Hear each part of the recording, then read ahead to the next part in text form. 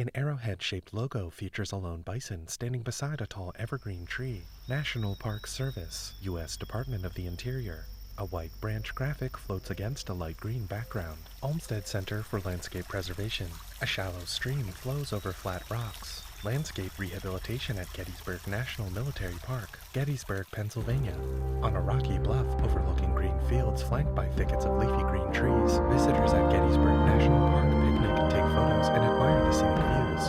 Tim Layton, Cultural Landscape Report author. Gettysburg National Military Park is a unit of the National Park System to preserve and protect the battlefield from July 1st to July 3rd, 1863, that marks a major episode in the American Civil War and marks the furthest north advance of Confederate troops during that war.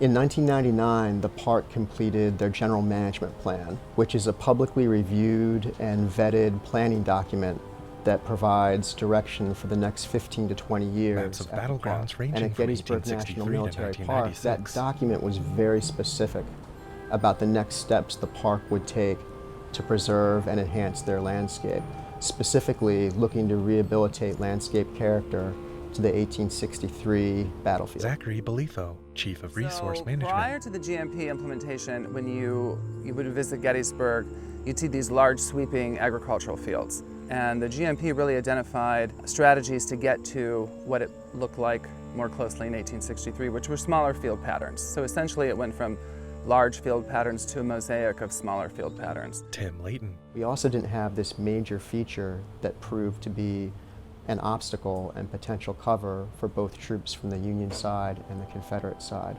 So following the GMP, the park rebuilt 17 miles of fencing to represent those historic field areas and also to be able to interpret and to convey to the visitors a major feature in the landscape that impacted the outcome of the battle. Winona Peterson, Cultural Resource Program Manager. In terms of the woods, they weren't managing them as woodlots the way they would have been historically managed. And so we had woods all over the place where there should not have been woods. And so we actively went in and removed woods, removed trees, hundreds of acres of trees. And that really was probably the largest transformation as a result of this landscape rehabilitation. Barbara Finfrock, I have Vice Chair, Gettysburg Foundation.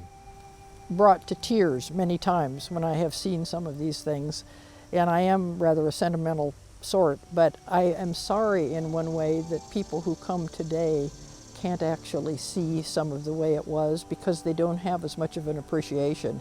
I never could envision what it would be like. And we would hear the oohs and ahs from not only the Park Service, but the licensed battlefield guides who do interpretation.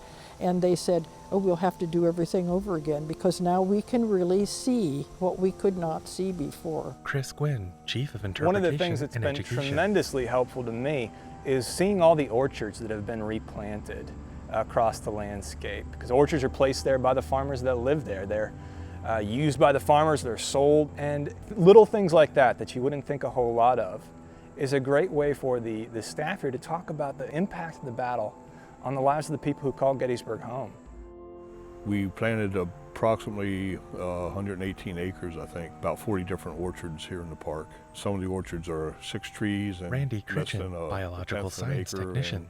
Our largest orchard is about 26 acres, and it has almost 700 and some trees in it. Tim Layton. Given the tremendous amount of work the park completed between 1999 and 2014 to rehabilitate the battlefield landscape, there was a risk that the institutional knowledge that rested with park employees could be lost. The park asked the Olmsted Center for Landscape Preservation to prepare a cultural landscape report record of treatment to capture the information that provide the foundation for the work, as well as specific details about the work Al that was Lamboy, implemented. Vice President of I think park Philanthropy, preservation Gettysburg matters Foundation. because without it, the lessons and our history would be almost impossible to carry on and withstand generations. Park preservation helps keep the story relevant.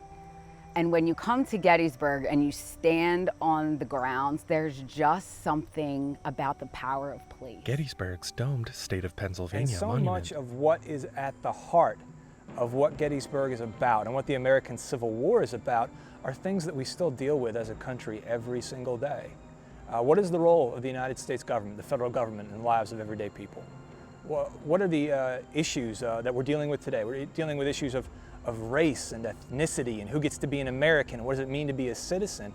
And all these issues are at the heart of the American Civil War. Really, they're at the heart of why the Battle of Gettysburg is even being fought. So I think Gettysburg, even though it's a century and a half ago, and sometimes in our minds we relegate it to kind of the dusty corners of our national history, so many of the issues that war was over are still incredibly relevant to us today. Credits appear over footage of a butterfly slowly flapping its wings while it rests on a log. Special thanks to Zachary Belitho, Barbara Finfrock, Chris Gwynn, Randy Critchen, Al Lamboy, and Winona Peterson. Additional credits appear. Visit the links in the description below to learn more. Major funding for this video was provided by the NPS, National Center for Preservation Technology and Training.